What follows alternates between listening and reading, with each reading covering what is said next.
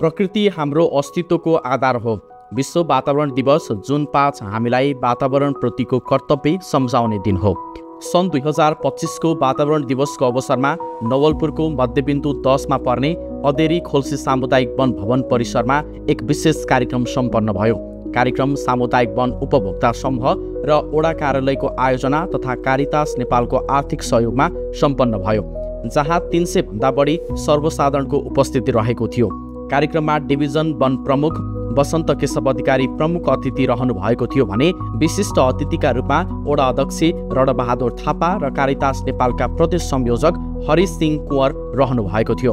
यो वर्षको विश्व वातावरण दिवसको नारा प्लास्टिक प्रदूषण न्यूनीकरण हाम्रो दायित्व भन्ने मूल नाराका साथ अदेरी खोल्सी सामुदायिक वन वार्ड नम्बर 10 मध्यबिन्दु नगरपालिका वार्ड नम्बर 10 नाभि आना जाने कारितास नेपालकै सहयोगमा अदेरी खोल्सी सामुदायिकमा वृक्षारोपण कार्यक्रम सम्पन्न गर्यो।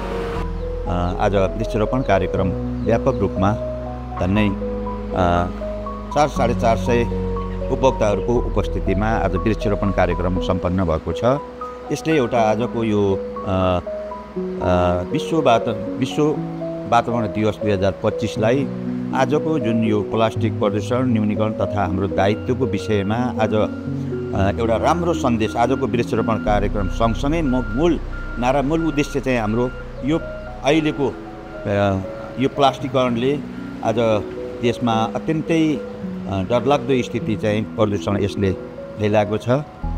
त्यसले गर्दाखेरि यसलाई कसरी न्यूनीकरण गर्न सकिन्छ, सकेसम्म यो युजै नगर्ने, प्रयोगै नगर्ने, सकिँदैन भने बिस्तारै कम गर्दै यसको विकल्प खोज्ने हिसाबले आजको कार्यक्रम यसैमा केन्द्रित रह्यो। उक्त कार्यक्रममा 130 बिरुवा रोपियो, जसमध्ये वन कार्यालयबाट 100 र कारितास नेपालबाट 30 फलफुलका बिरुवाहरू उपलब्ध भएका थिए। आज जुन 5 2025 विश्व वातावरण दिवसको उपलक्ष्यमा कारितास नेपालले विभिन्न कार्यक्रम मार्फत विभिन्न ठाउँमा वृक्षारोपण कार्यलाई अगाडि बढाएको छ र हामीले खास गरी नवलपुर जिल्लाको मध्यबिन्दु वडा नम्बर 10 मा सामुदायिक वनसँग मिलेर हामीले वृक्षारोपण गरेका छौँ र यो चाहिँ खास गरी हाम्रो 7 दिन क्र्यास प्रोजेक्ट अन्तर्गत यहाँको आजको कार्यक्रमहरू सम्पन्न भएको छ र उक्त परियोजना अन्तर्गत हामीले यो ठाउँमा चाहिँ सबै गरेर 5000 बिरुवाहरू चाहिँ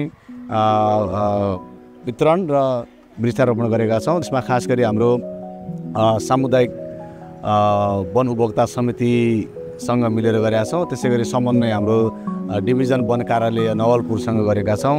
त्यसै वडा कार्यालयसँग र हाम्रो सम्पूर्ण कारितासको स्टाफ साथीहरू पनि यो उसमा आउनु भएको छ। त्यसै गरी यहाँको चाहिँ स्थानीय विद्यालयका भाइ बहिनीहरूले पनि गरेछ। सँगसँगै हामीले चाहिँ यो नेपाल सरकारले तय गरेको नारामा चाहिँ वक्तृत्व कला प्रतियोगिता गरी उहाँहरूलाई चाहिँ अलिकति जनचेतनामूलक कार्यक्रमहरू पनि सम्पन्न गरेका छौँ। साथै कारितासको साप्पिन कार्यक्रम मार्फत 4000 फलफुलका बिरुवा वितरण समेत गरियो। किसानहरूले घाँसका बिरुवा पनि रोपे।